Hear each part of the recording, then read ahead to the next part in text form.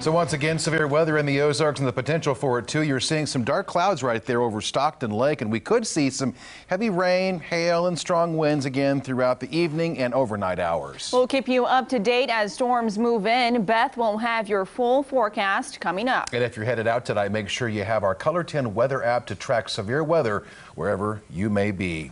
Up first here at 5 on this Monday, though, a community is banding together now in hopes of solving a nearly 40-year-old cold murder case. Good evening once again to you. I'm David Oliver. And I'm Jennifer Abreu. A woman whose body was found in Pulaski County has never been identified, and her killer has never been found. Nija McDonald is back from Pulaski County now with the renewed efforts to solve this case. Nija. David and Jennifer, officials with the Pulaski Sheriff's Department told me every victim deserves a name.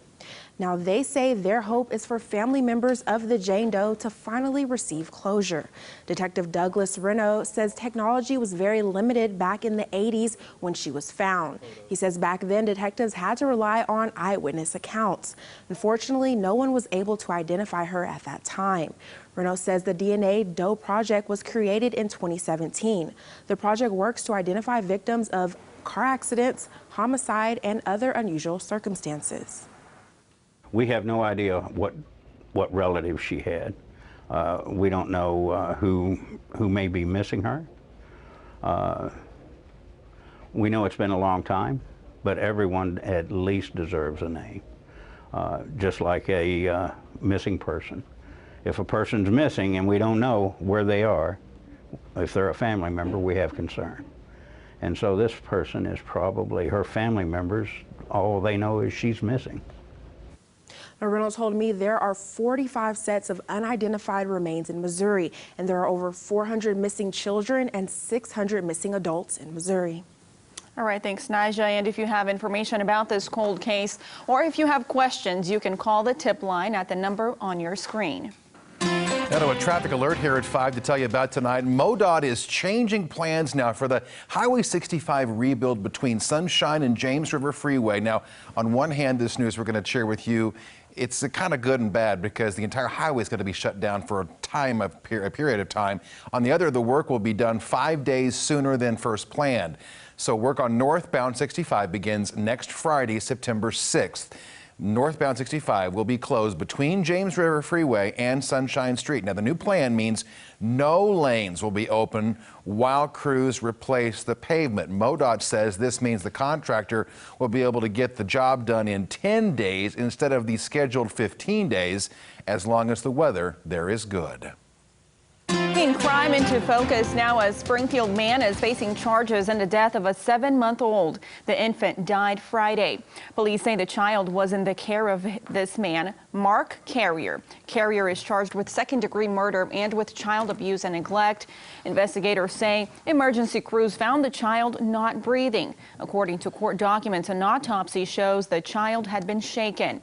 Police say Carrier was taking care of the child while the mother was at work. Carrier told officers the child's injuries were accidents. Carrier is being held in the Greene County Jail without bond. Now to medical coverage here at 5, an effort to make sure more people are vaccinated against hepatitis A. Missouri health officials signed a contract that would pay the state's primary care association to focus on getting more young people to receive vaccines.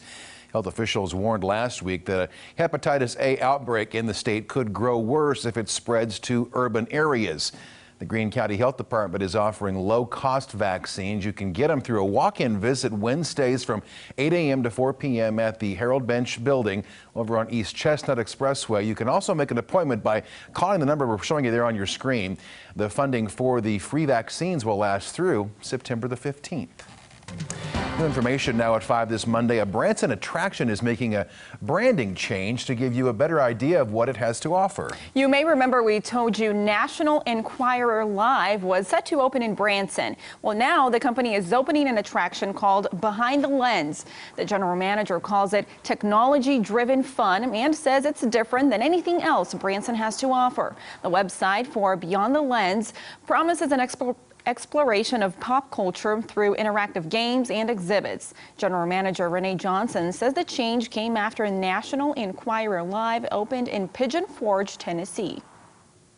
What we found as we opened Pigeon Forge is that there was a real disconnect between what people expected to see when they stepped in and what they thought they were going to see on the street. Beyond the Lens will offer a sneak peek this Friday and will open to everyone this weekend. Well, the G7 summit is wrapping up and there's new hope for global markets. You can't make a 50-50 deal. This has to be a deal that's better for us. And if it's not better, let's not do business together. Next here at 5 tonight, China's response to the president's latest statement about possible tariffs.